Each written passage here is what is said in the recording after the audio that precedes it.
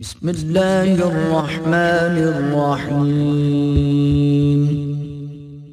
لقد جاءكم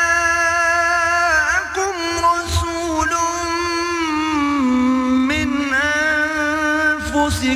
عزيز عليه ما عنتم حريص عليكم بالمؤمنين رؤوف رحيم. نحمده ونصلي على رسوله الكريم اما بعد فاعوذ بالله من الشیطان الرجیم بسم اللہ الرحمن الرحیم اللهم صل على عبدك ونبيك ورسولك وحبيبك وخليلك محمد وبارك وسلم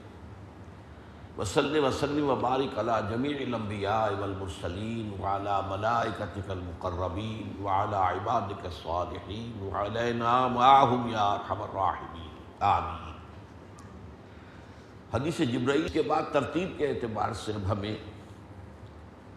جو اربعین نبوی کی تیسری حدیث ہے اس پر گفتگو کرنا تھی، لیکن میں نے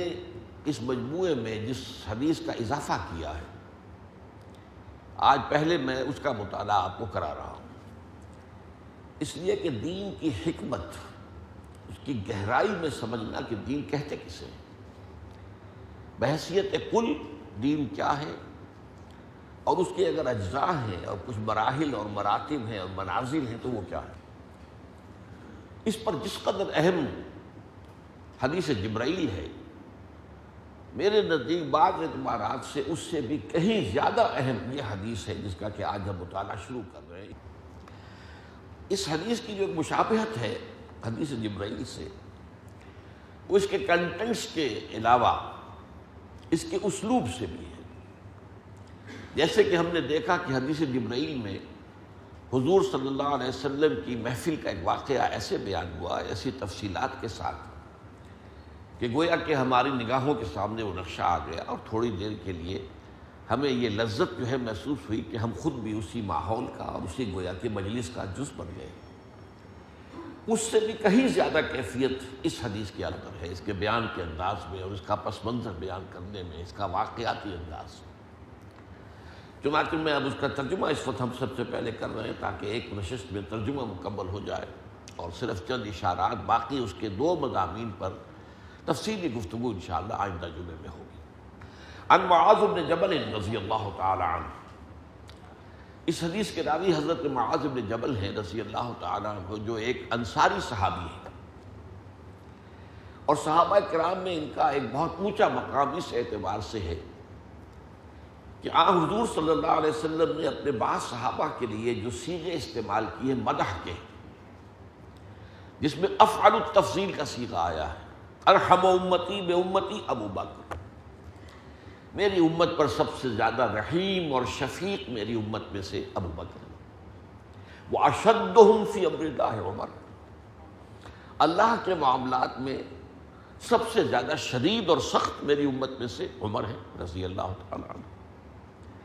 وَأَحْيَاهُمْ عثمان،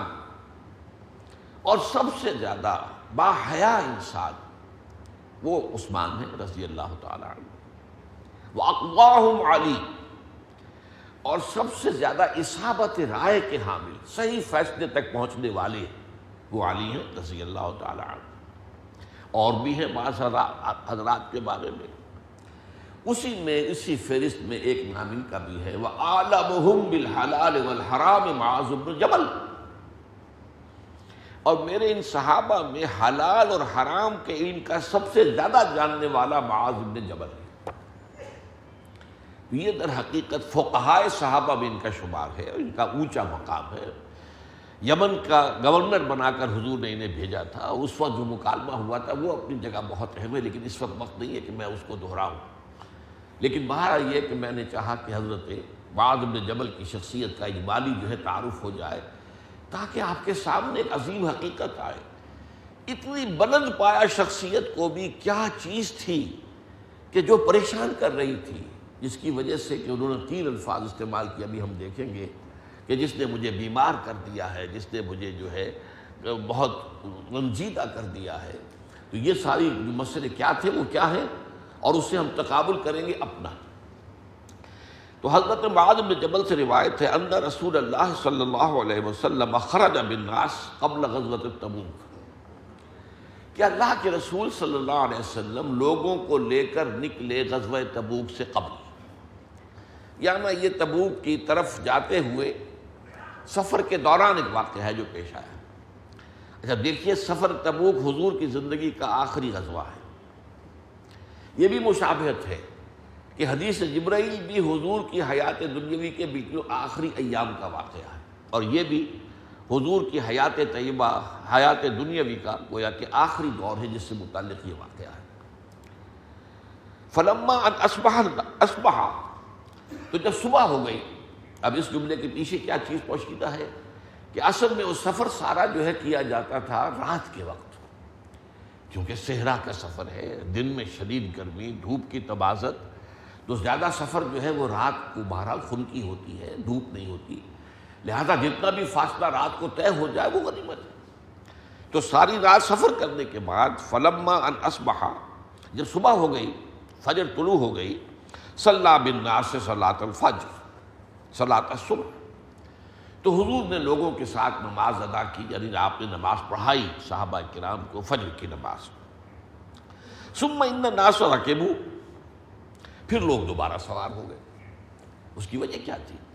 کہ ابھی جب کہ دھوپ جو ہے سورج کے نکلنے اور دھوپ کے تیز ہونے سے پہلے پہلے اس تھوڑی سی ابھی ٹھنڈ جو ہے اس میں جتنا سفر قطع ہو جائے وہ غنیمت ہے۔